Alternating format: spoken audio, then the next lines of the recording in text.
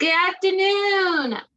Please note that this session is being recorded. If you do not consent to being recorded, you are asked to drop off the call at this time. Thank you.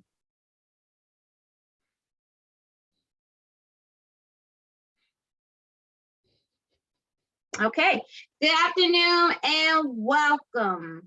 My name is Adriana Marzette, and I'm a public health program coordinator with the National Indian Health Board.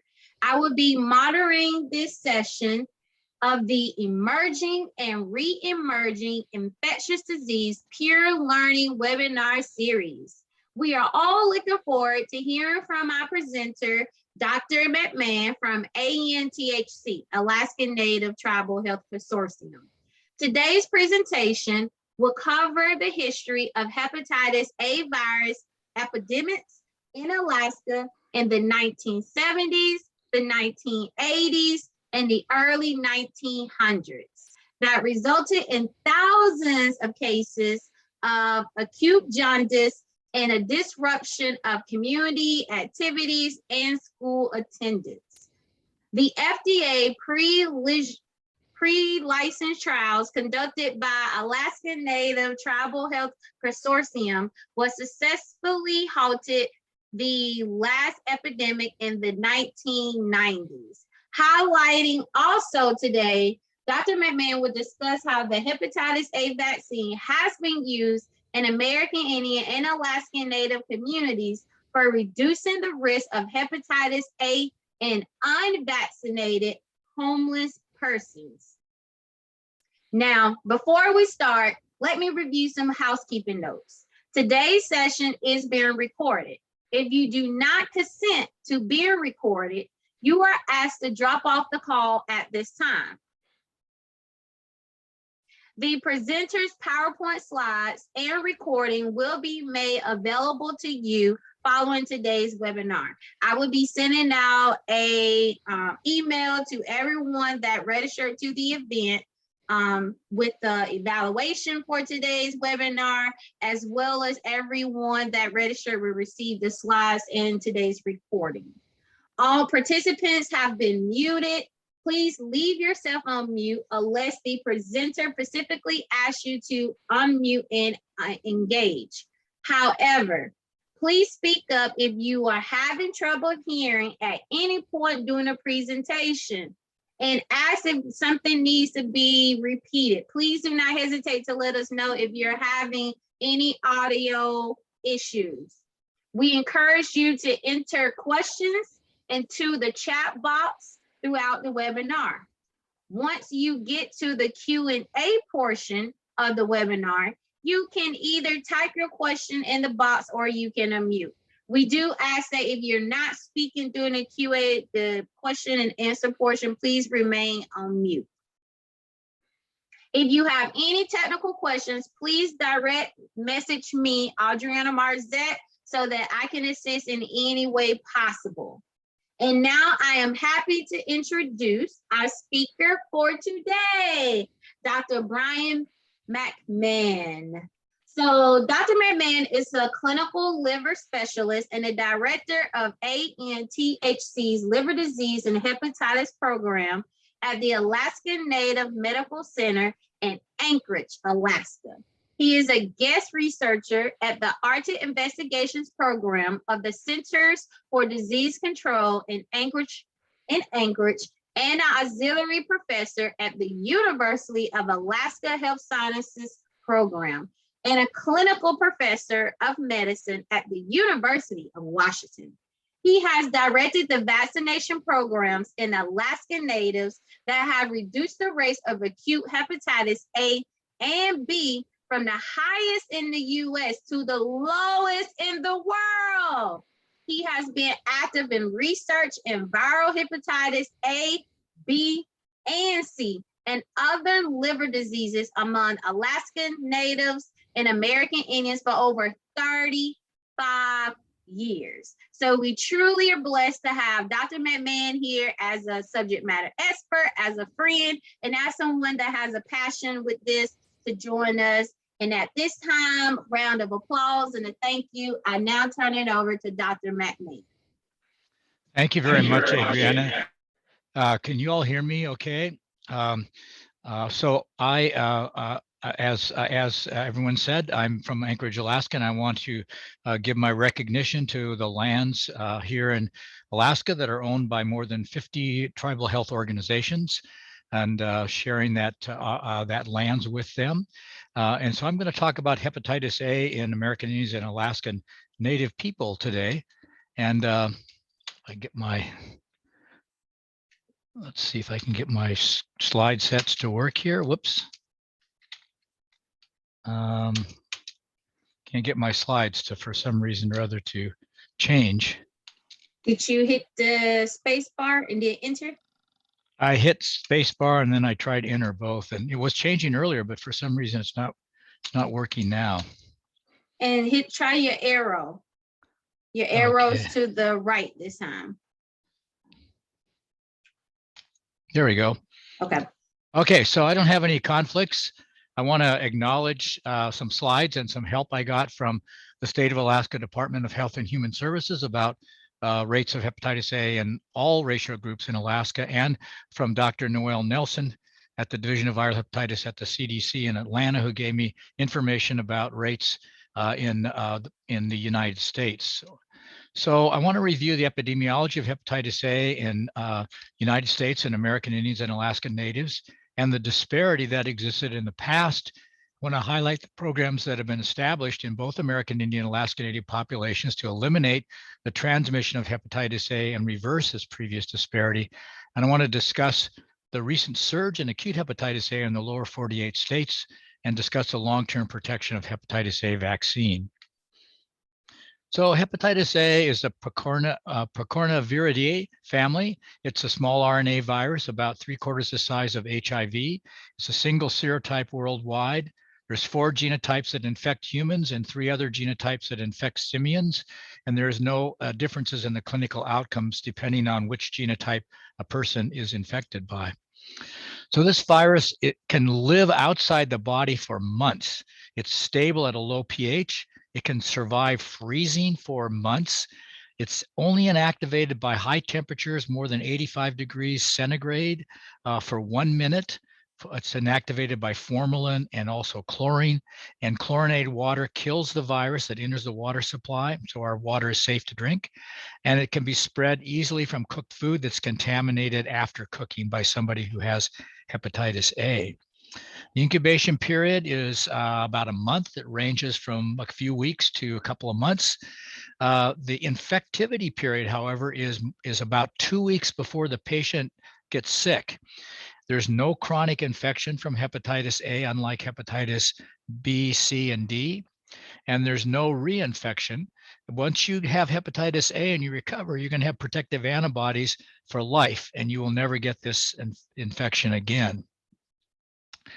So it's person-to-person contact, fecal, oral, with an infected household member or even a sex partner. There's common source outbreaks that occur in the U.S. from water and from contaminated food. And it's also waterborne outbreaks in developed countries where there's well-maintained sanitation and water. There aren't water-borne outbreaks in developed countries with good sanitation water supplies like the U.S. Again, close personal contact can be contact for example, in child daycare centers where the children are usually not sick, but they infect the adults. Contaminated water, fluid, and believe it or not, hepatitis A can occur after a blood transfusion. We don't screen blood for hepatitis A because there's very, very rare, and also the period of viremia in the blood is very short. So here's the concentration of the virus in various bodily fluids. You can see it's high concentration in feces. There's high concentration in serum, but only for a short period of time, a week or at the most 2 weeks. And there is concentration in saliva, but it's a lot less than in feces. So the infectious period, as we mentioned, can be about 2 weeks before the patient becomes sick and their liver enzymes go up. But the virus can persist for as long as 490 days in the stool, for example. And also occasionally it can persist for a long time in serum. Most infants that are infected don't get sick, but they can shed the virus in their stool for 4 to 5 months on average. And then in adults, the virus RNA is found in the stool for anywhere from 3 to 89 days after they are exposed. So in early childhood, we don't see much in the way of disease, but there's high person-to-person transmission that occurs. And in countries with where there's high endemicity, the transmission is mainly occurring in these early kids, and they don't get sick. So you don't know that places like Mexico, there's outbreaks of hepatitis A because all the adults have been infected and are immune. In countries where the sanitation is intermediate, might be good in the cities, might be poor in rural areas, you can see food and waterborne outbreaks. In low endemic countries, there is person-to-person contact and food and waterborne outbreaks. This is where the United States used to be, but in very low countries, like the United States was until 2018, and I'll explain that later, the only people that got hepatitis A are people who traveled to endemic areas and brought it back, or they got it while they were in an endemic area and they weren't vaccinated. So the inapparent infection is mostly occurring in children under 5. So they get infected, they shed the virus in their stool for months, and they don't get sick. And subclinical infection can occur in some adults where they have elevated rise in their serum aminotransferase levels, but they don't have any symptoms. However, most adults will have aminotransferase elevations and will be symptomatic. That's up to 70 to 95% of adults. And in patients who get sick, usually there's a prodrome that can last a week or so. It's with fatigue, malaise, fever, myalgias, and other symptoms. And then they turn yellow, and then their urine gets dark. They get jaundiced. The stools get light colored, and that can last for several days to a week or even longer. And extrahepatic complications are rare. So if I can show you, and hopefully my arrow will follow this, there's a period from the time to infection to the time that the viremia occurs is a week or two. And then the viremia in the average adult person will last for maybe 2 to 4 weeks. Hepatitis A virus in the stool in a person who's going to recover from hepatitis A usually lasts for a month or two. And then the first thing that rises is hepatitis A antibody IgM. And if you see this, this means that person has acute hepatitis A at that very moment. ALT rises up, peaks about the first month or two after infection, and then it drops down to normal. And then the patient, after a few weeks after infection, develops IgG antibody. And this antibody persists for life, and it is the sign of immunity to hepatitis A. It can occur either from vaccination or from infection. So if you order hepatitis A antibody and you order IgG in somebody who's jaundiced, it's going to look like they had hepatitis A, but they don't have it now. So you have to order IgM in order to say whether or not they're positively infected at this moment. So these again are the frequency of the symptoms that I talked about during the prodrome. And then there's some variants of acute hepatitis A, and I've seen every one of these during the epidemics that we had up here. One's called cholestatic hepatitis. The patient gets hepatitis A, turns yellow. All the liver enzymes and the bilirubin start to fall down to normal, and then suddenly they start itching like crazy, and the bilirubin shoots up, but the ALT continues to fall. And this is a complication, and it responds to a short course of corticosteroids for a week or two, and they usually get better. A more serious complication is called relapsing hepatitis A. And the patient starts to get better, liver enzymes go down, and all of a sudden everything gets worse again. And this can occur 2 to 3 times. And I've seen it last for longer than a year. A person can have 2 or 3 episodes of this. Eventually they recover and they're immune for life. And then the most serious complication, and I'll talk about in a second, is fulminant hepatitis A that can lead to death or requirement for liver transplant. So this is a mortality that's due to hepatitis A. It's highest in young children under 5. Remember, those kids really don't get sick, but if they do get sick, their mortality rate is about 3 per 1,000. But overall, it's very low for that age group. And then it's high for older people who are over the age of 50. So there are a lot of underlying conditions that can make an episode of hepatitis A get a lot worse. If you have underlying alcohol use, if you're malnourished, if you have any chronic liver diseases, alcohol, Hep B, Hep C, or any kind of cirrhosis. And then the other thing that occurs, and I've seen actually a death in a child of this, is during the prodrome when this child had fever, malaise, and felt sick. The parents gave him this child acetaminophen, and acetaminophen toxicity occurs with therapeutic doses in hepatitis A. Because they deplete the enzymes. The hepatitis A results in the depletion of the enzymes that take the acetaminophen to the benign pathway, and they take it to the toxic pathway, and they can die, can get fulminant hepatitis and die. And that's what happened with this child. We couldn't get him down for transplant quick enough. It was a very sad situation.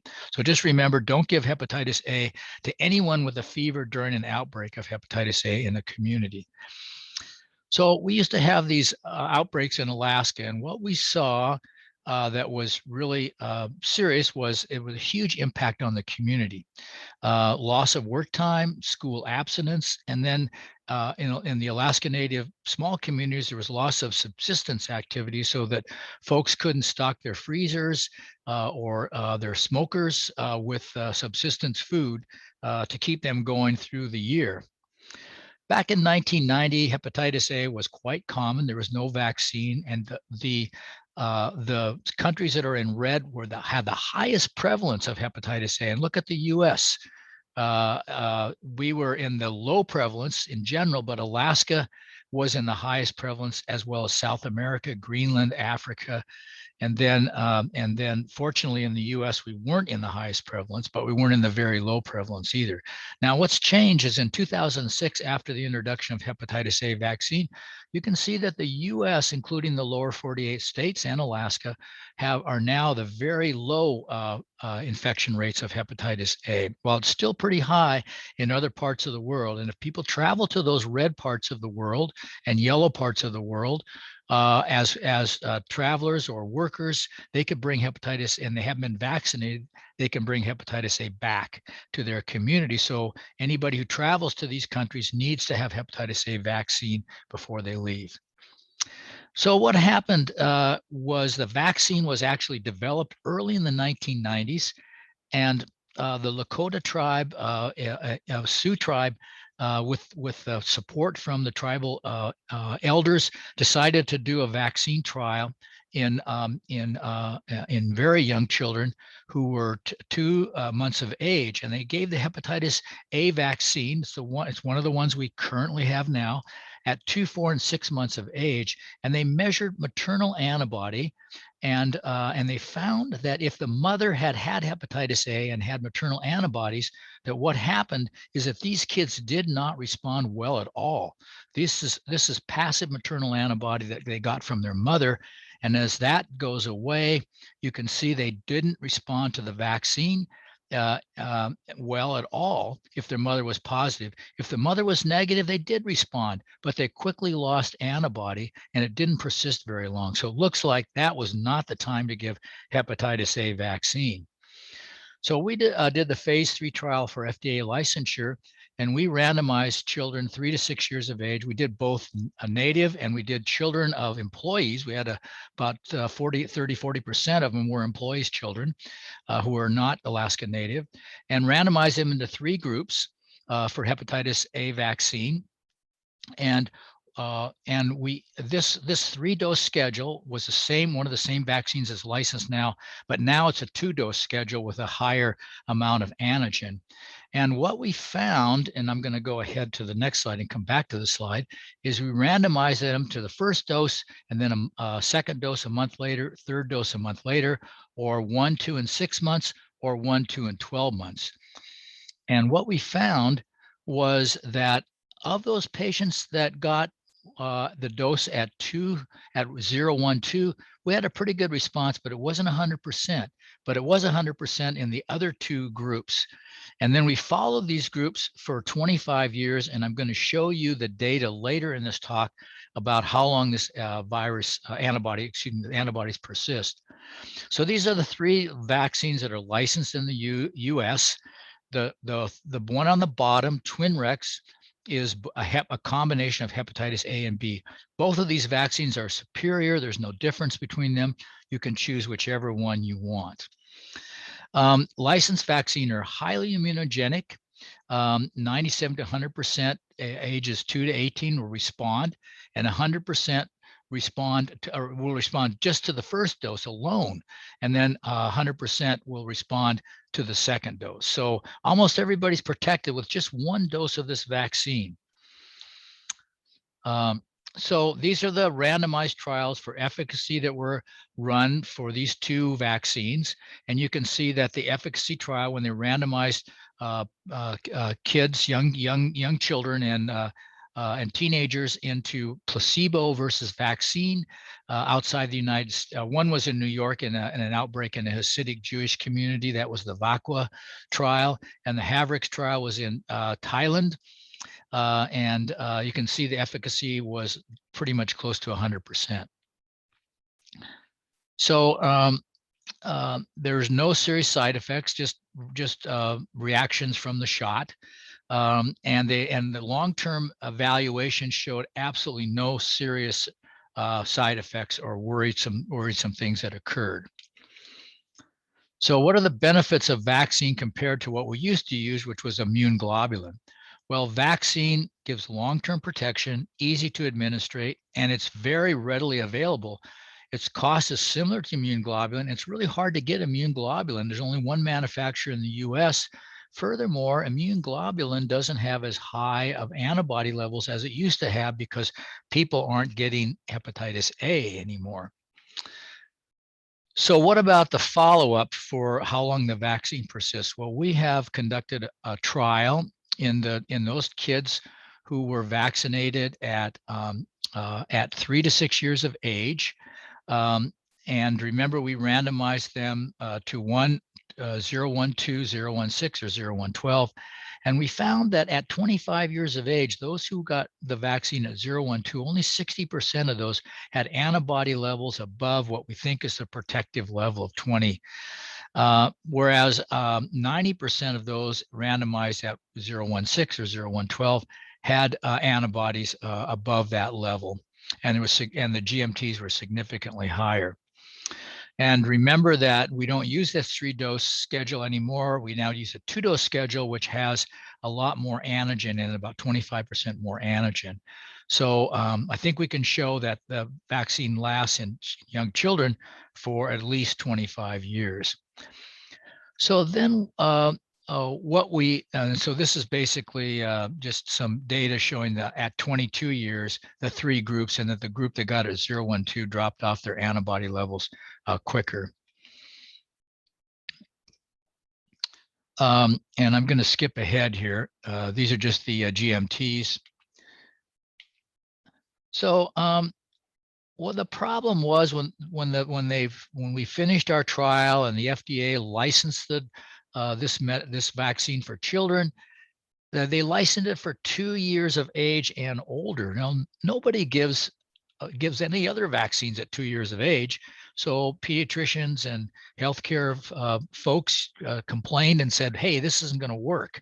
We can't give this vaccine we got to incorporate it into the other vaccine schedules. So we were asked by the FDA to do another trial in infants and toddlers. We did this with the CDC. And we also did it with a neighborhood health clinic. So we had children of all ethnicities and races from the neighborhood health clinic, but most of our children were Alaska Native children. We had also some employees' children. They were randomized after they were born. We recruited these babies and randomized them into starting the vaccine at 6 or first dose at 6, second dose at 12. The second arm was first dose at 12, second dose at 15. The third arm started at 15 months of age, and it was after all the routine childhood vaccinations had been administered. So we want to make sure there was no interference between hepatitis A vaccine and all the other vaccines that kids get, DPT, polio, et cetera. And there was, there was no difference. They looked at CDC and there was no difference. And then what we found is we followed this group for 20 years, and we're actually funded to follow them for 25 years. And what we found was that of those patients that were vaccinated starting at 6 months of age, even if they responded, 70%, if the mother was antibody positive, didn't have a level of vaccine above 20, had a level that was less than 20 MIU. But if the mother was negative, it was 38%, still a high proportion. If they started the vaccine at 12 months of age, 50% of those children at 20 years of age or young adults had a level of antibody that was less than 20. If the mother was positive, 13% if negative. If started at 15 months, there was still some maternal interference with 30% if the mother had antibody that was positive, less than 20, but 16% if the mother was negative. And there are statistically significant differences between the GMTs.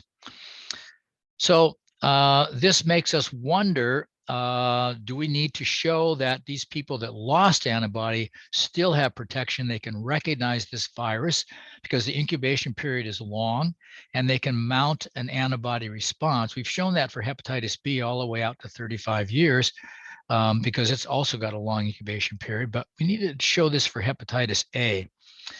Well, why do I think that these patients are protected? Well, first of all, we did a study in employees. One of our nurses designed this study and wanted to see what was better, a gun, which we don't use anymore to give a shot, or just the old syringe. And they randomized employees of all races that worked at our hospital into, and this was before the drug was licensed again, so people wanted to get it, because a lot of employees were getting sick with hepatitis A. And so what happened is the nurses that did this found that the response rate to one dose of hepatitis A vaccine was really high, just in 15 days. 71 to 80% had anti-HAV above the protective level. At 30 days, that rose to between 84 and 92%, with the ones that got the gun having a higher level, but that wasn't statistically significant. Now, 1 month after the second dose, the response was 100%, and the GMT was really high. So you can see that that this vaccine is very protective with just one dose. And when you get that second dose 6 months later, you really boost up your GMT. I'm going to go ahead and come back to the second part of this slide. So while these studies were going on, we had a huge epidemic of hepatitis A in Alaska, mainly in rural Alaska, but also spilling into the cities. And in rural Alaska, in the small communities that were there, the epidemic, once it got in, it would last about 3 to 9 months, and most of the older persons over the age of 25 or 30 had been infected in a previous epidemic. And once the younger people were infected, then herd immunity occurred and the epidemic in that village stopped. But what happened during that time is kids missed a lot of school. Families weren't able to gather subsistence foods or work. And we didn't have the vaccine, so we tried gamma globulin. It just slowed the infection down for about a month, and then it took right off again after that. So I want to go ahead and show you this slide first. So what we did is we were able to get from the manufacturer that we had been doing studies with, 5,000 free doses. Again, this vaccine wasn't yet licensed, to go out and try to stop the epidemic. So we negotiated with one of the tribal organizations, Tanana Chiefs, and they wanted to be in the trial. So we got IRB approval, we got FDA approval, tribal approval. And then the day before we started, we got calls from 3 other tribal organizations saying, don't use all that vaccine up in central Alaska. We want some of it. And we just met, our tribe council just met, and we just approved this study. And by the way, we're going to give you people to help out. And one of the communities said, we'll give you our airplane. We'll fly you from village to village with our personnel to get this done. So within just a couple of months, we vaccinated 4,900 persons in 25 rural communities. And we found that with one dose, we could stop the epidemic in all of those communities, except there was one community where that epidemic continued on. I want to go back just a slide to show you, well, actually, I'm going to go ahead and show you the response after one dose in persons that were participated was good, 91 to 100% of those who we tested before that were negative.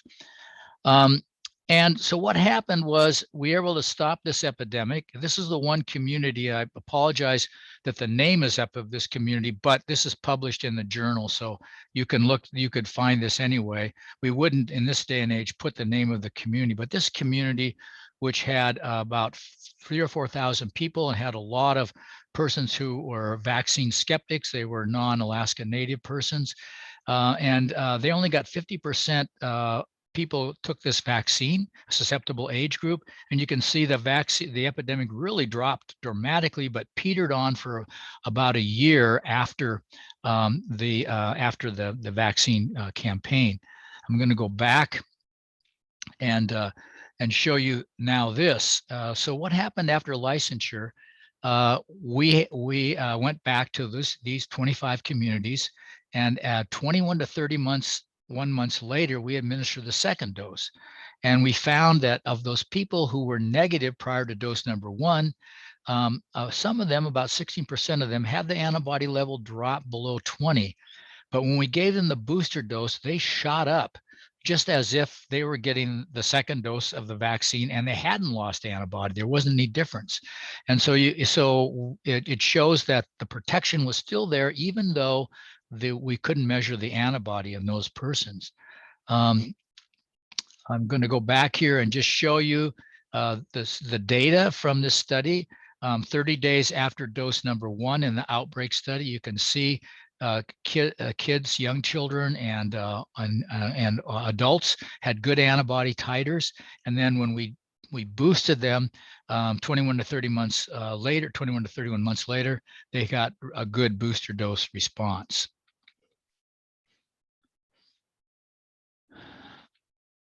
So what do we do in this day and age? Well, we don't really need to do serologic testing if you want to give somebody hepatitis A vaccine. It's not really cost effective, except if you're in a population where you expect a lot of people had gotten hepatitis A. And if you're going to do pre-vaccination screening, don't do IgM. It'll be negative because they're not acutely ill. Do IgG. So IgM for somebody who's sick, IgG if you're going to test for whether they need the vaccine or not. There's no reason to do post-serologic testing, except if there is somebody whose immune status, like they have HIV or they're immunocompromised, it might be worthwhile doing that to see if they need an extra dose. Revaccination is not recommended at this time. So what's happened in Alaska was after this all took place, hepatitis A vaccine was offered by the state of Alaska to all children ages 2 to 18, regardless of their race, regardless of their ethnicity. And then in 2006, the state dropped the start of the vaccine to 1 year of age. And now in Alaska, hepatitis A is required for school entry. 95% of children age 5 have been vaccinated. And I'll show you later, we've only had 4 cases of acute hepatitis A in all racial groups combined in Alaska have been recently reported. Well, here we go, 2007 to 2019. Here's our 4 cases. One of those is Alaskan Native who wasn't vaccinated. 3 are non-Alaskan Native who were not vaccinated, and they traveled or they were exposed to hepatitis A from somebody who traveled to an endemic country in all cases. You can see what happened here. These are the epidemics we had. We had one in the 70s and one from the mid 80s to the mid 90s. That's the one we gave that vaccine trial to stop the epidemic. And when the state right after that licensure offered free vaccine to everyone, all children, I should say. And here's what's happened. I got this from the state of Alaska. Wow, nothing going on since 2000, hardly at all. Maybe 1 or 2 cases a year at the most. So what's happened in the lower 48? Well, between 1996 and 1999, it was recommended by the CDC or the ACIP that communities with high rates of disease, this included American Indian and Alaska Native communities, get vaccinated. And then by 2006, it was recommended that all children aged 12 to 23 months be vaccinated. And then in 2020, it was recommended that all children and adolescents be vaccinated for a catch-up vaccination. So if we look at children that were a birth cohort between 2017 and 18 in the U.S., almost 90% are vaccinated by 24 months of age. So this program is working out well in the U.S.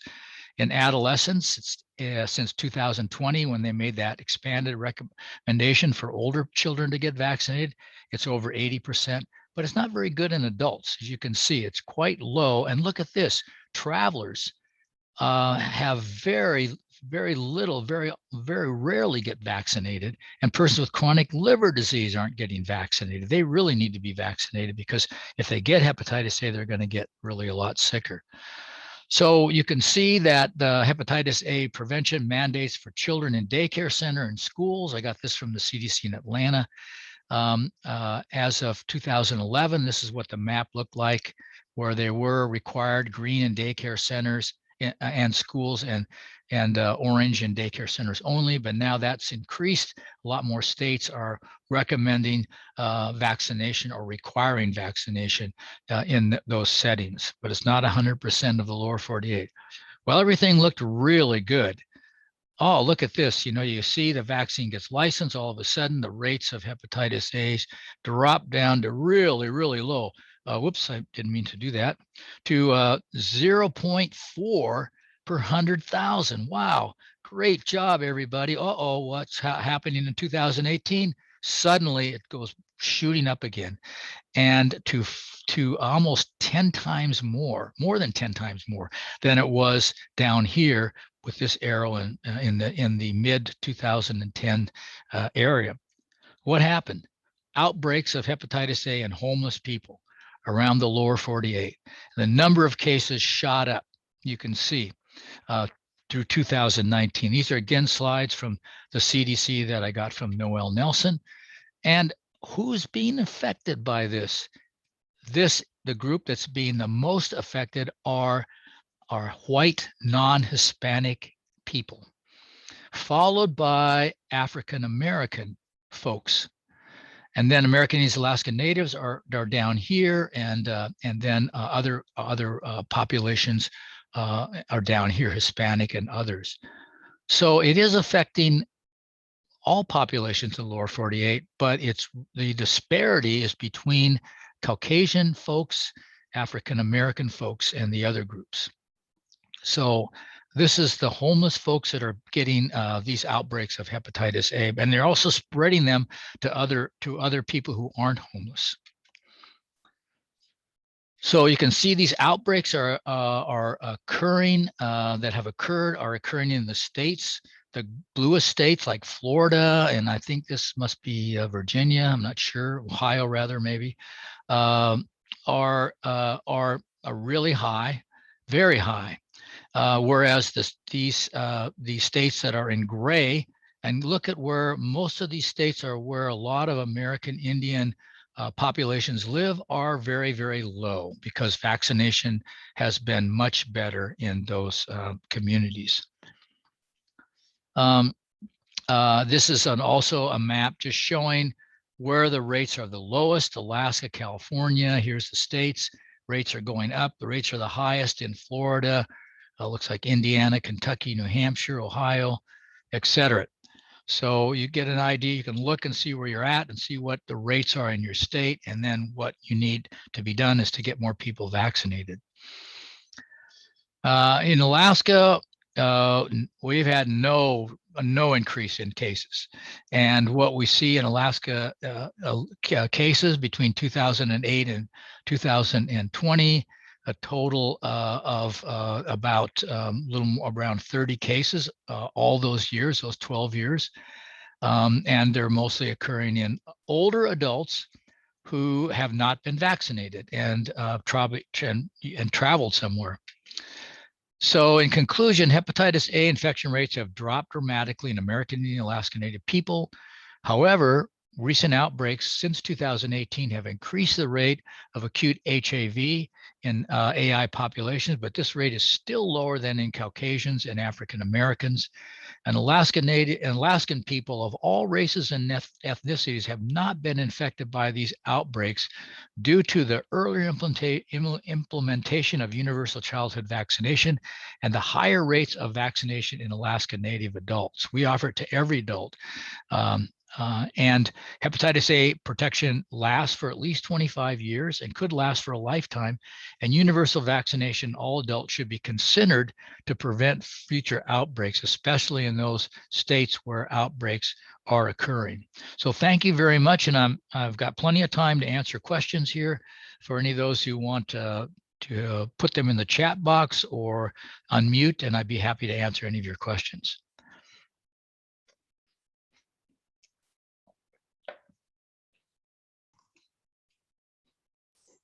So at this time, do we have, Dr. McMahon, you can stop sharing screen now. Okay. All right.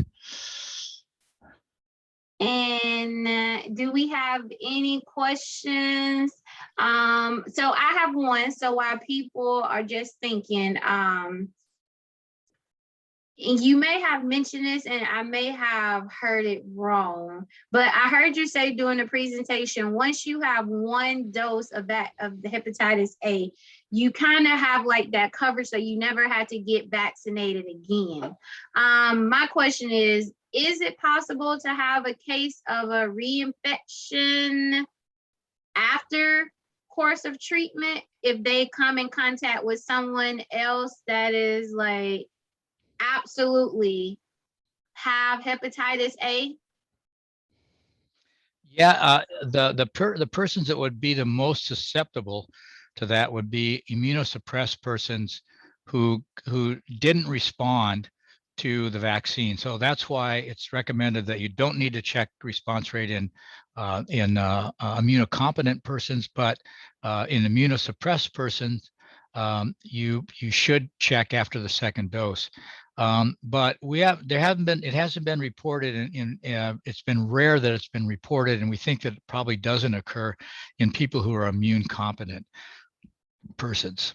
Now, as far as booster dose goes, we are actually going to do a booster dose study on those kids who were vaccinated at infancy and lost the antibody when they reached 25 years of age. And we're planning to do that anyway. We were putting in for the funding, and we can tell based on our other studies whether or not, if they respond to a dose 25 years after they've finished the vaccine, whether or not that response is equal to a primary response, like they were totally naive, or whether it looks like a booster dose, because we've got really good data on what we'd expect the GMTs to be, the mean geometric titers to be in persons who just got one dose and never had been vaccinated, or persons who were getting the second dose of vaccination and as a second dose. So we think we can tell whether a booster dose is a primary or a booster dose. And if it's a booster dose, it means that protection has lasted for 25 years. Okay, so to follow up on that 25 years, we have a question. So does that mean we should get the vaccine again after that 25 years? Or No, is that the reason for the booster?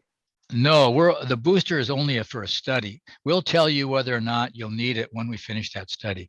But right now you don't need it. How's that sound? Good answer, Doctor. Good answer. So another question from the chat is that they recognize that high rates in homeless white people. The question is this because they have a low vaccination rate compared to other homeless people of other minority groups?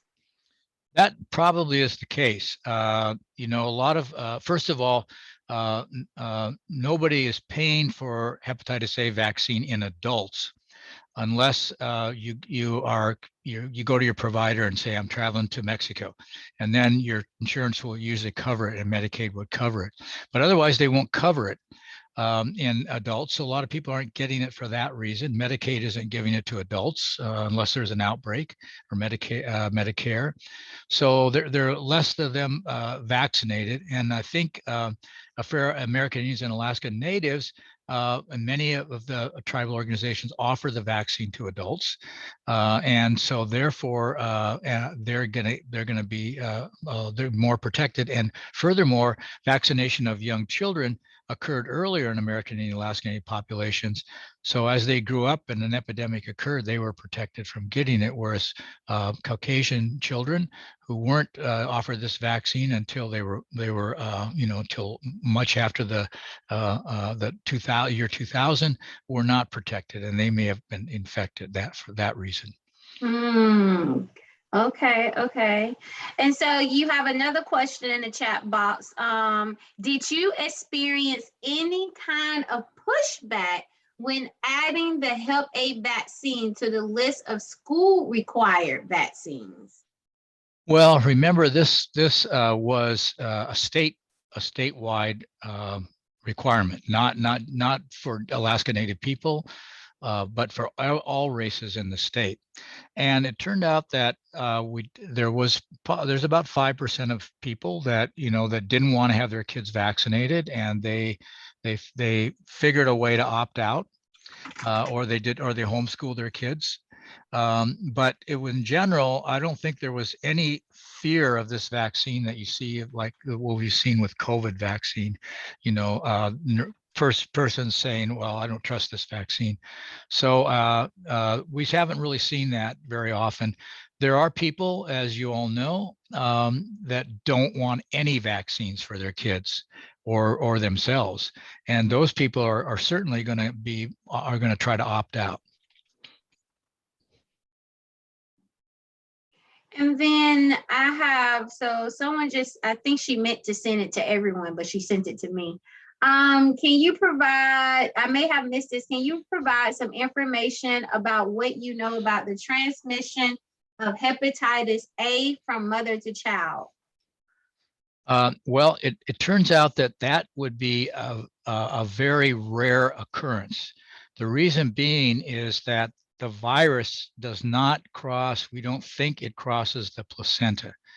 So that's number one. Number two is that the mother is going to carry antibody, going to get antibody fairly quickly to hepatitis A, and that antibody does, as I showed you earlier, cross the placenta and persists in that baby for more than a year. So that baby is not going to get it unless they are infected early in pregnancy by blood from the mother.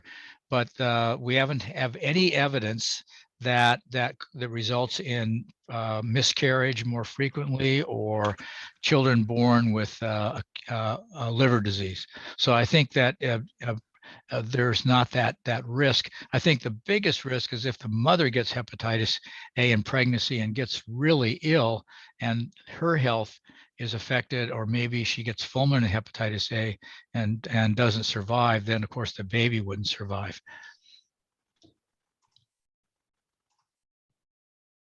Thank you. Do we have any more questions for Dr. McMahon?